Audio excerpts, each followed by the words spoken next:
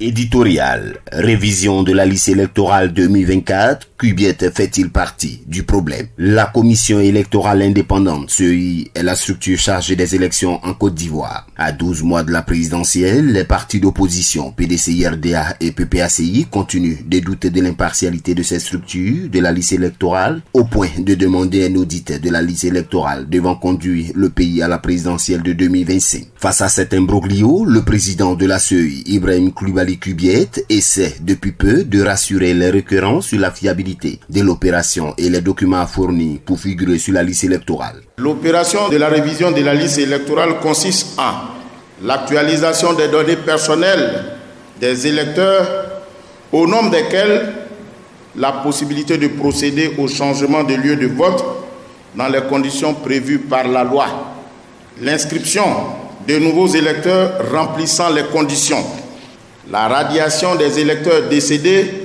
ou des personnes ayant perdu la qualité d'électeur par la décision de l'autorité compétente. Concernant les conditions à remplir pour être électeur, le président de la CEI donne des précisions. Sur le territoire national, pour les demandes d'inscription, 3 documents. Dans l'alternative, soit c'est la carte nationale d'identité, à défaut, le récépissé de l'ONECI justifiant que vous sollicitez une carte nationale d'identité, à défaut, le certificat de nationalité. Donc vous voyez bien que ce n'est pas difficile de s'inscrire sur la liste électorale.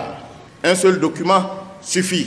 Dans cette déclaration, on entend M. Kubiet dire un seul document suffit, mais on essaie ce qui s'est passé entre-temps pour que le même Kubiet rajoute aux documents fournis pour l'enrôlement. C'était à Guiglo le 19 octobre 2024. Je vous explique, quand le requérant vient avec sa carte nationale d'identité, nouvelle formule, le nom des pères et mères ne sont pas inscrits au dos.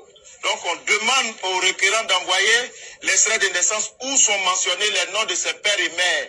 Et nous vérifions et nous remettons à l'agent formulaire qui va se charger de remplir le formulaire. Voilà.